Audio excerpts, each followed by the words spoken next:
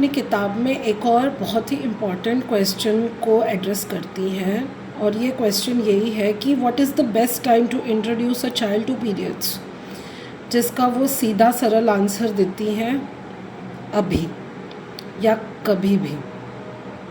तो इससे रिलेटेड वो अपने लाइफ का एक इंसिडेंट शेयर करती हैं। वो ये बताती हैं कि when she became a new mom, तो एक बार क्या हुआ कि इन हर bathroom she was changing her tampon, and it was way before she knew about more biodegradable alternatives.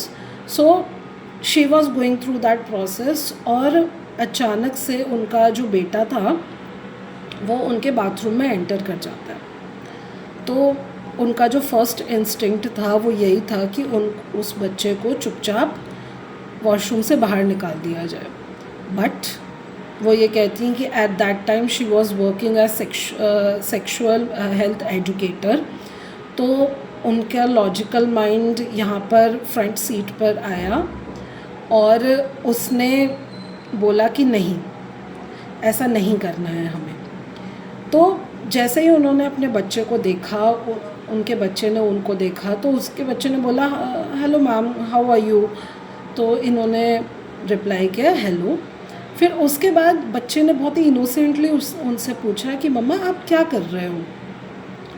तो इन्होंने एक डीप ब्रेथ लिया खुद से, और देन शी सेड कि आपको बच्चे मैंने बताया था ना कि कैसे आई एम समवन जो हर मंथ ब्लीड करते हैं, सो दिस इज़ अ टेम्पॉन और this is the way I catch the blood. तो बच्चे का फर्स्ट रिस्पॉन्स था ओ, और उसके बाद ही आस्क्ड कि मम्मा कैन आई सी इट। तो मदर का जो फर्स्ट रिस्पॉन्स था इस पे वो यही था कि व्हाट, माय टेम्पॉन। तो इस पॉइंट ऑफ टाइम पे जो लूसी थी उनके मन में ये था कि मैं फटाफट इस कॉन्वर्जेसन ख़त्म करूँ, because I don't want to carry it any मोर।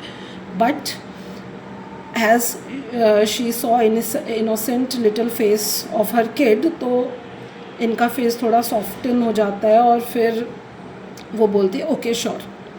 तो बच्चा जो वो पूरा टेम्पॉन था, यूज्ड टेम्पॉन था, उसको देखकर स्माइल करता है, उसको ध्यान से देखता है, ठीक है। और उसके बाद अपनी मदर से पूछता है कि मदर इज़ दैट ग्रोस।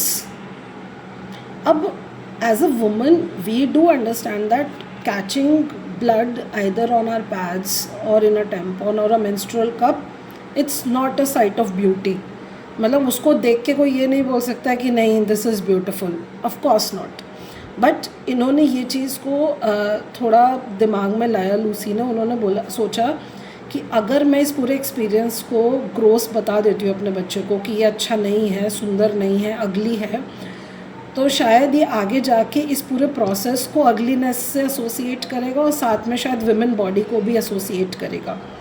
तो इन्होंने उस टाइम पे अपना थोड़ा सा दिमाग चलाया और इन्होंने बोला अपने बच्चे को कि नहीं बच्चे, ये कोई ख़राब चीज़ नहीं है, इट्स जस्ट माई ब्लड, और ये मेरी बॉडी है जो हर महीने ब्लड प्रोड्यूस करती है, और ये इतनी अमेजिंग है कि मैं अपने वूम के अंदर एक न्यू बेबी को ग्रो कर सकती हूँ। ये बात सुन के उनका बेटा इतना ज़्यादा इम्प्रेस हुआ, he gave her a incredible smile और he said mama that's cool. तो इसके रिस्पॉन्स में वो ये कहती है कि हाँ बच्चा, this is very cool, but please can you leave me alone now.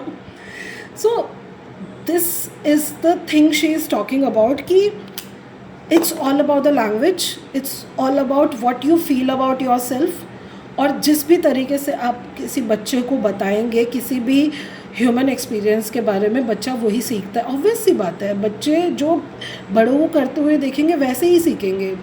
Y we have such shame around this period और मेंस्ट्रुएशन, वाई? क्योंकि हमारे मदर्स ने ये सिखाया हमको, ठीक है। शायद उनकी मदर्स ने भी उनको ये सिखाया। In many of our household जहाँ brothers think that it's gross, क्योंकि अगेन हम उनको नोइंगली अननोइंगली यही बता रहे हैं कि no, it's not a beautiful process to witness. So it's all up to us, it's all about how we feel about our condition, about our body. तो मुझे ऐसा लगता है कि लूसी पीच भी यहाँ पे ये कहना चाहती है कि we should feel proud about our body and feel pride about things we are going through.